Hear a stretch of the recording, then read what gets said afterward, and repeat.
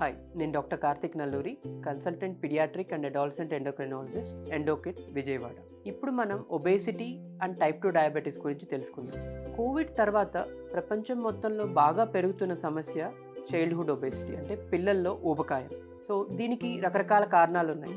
Activity బాగా తగ్గిపోవటం, బాగా high calorie junk food, cool drinks consumption పెరిగిపోవటం, వీటి వల్ల పిల్లల్లో ఊబకాయం స్టార్ట్ అవుతుంది. ఈ ఊబకాయం వల్ల చాలా రకాలైన నెగిటివ్ ప్రాబ్లమ్స్ అనేవి మనం చూస్తున్నాం. అందులో కామన్గా టైప్ 2 డయాబెటీస్, అంటే పెద్దాళ్ళలో వచ్చే డయాబెటీస్ వచ్చే ఛాన్స్ చాలా ఎక్కువ ఉంటుంది. బీపీ పెరగటం, సో విధమైన హార్మోన్ సమస్యలు తలెత్తడం అనేవి జరుగుతుంది.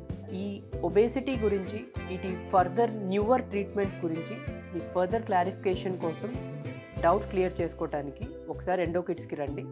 We can help you with these problems.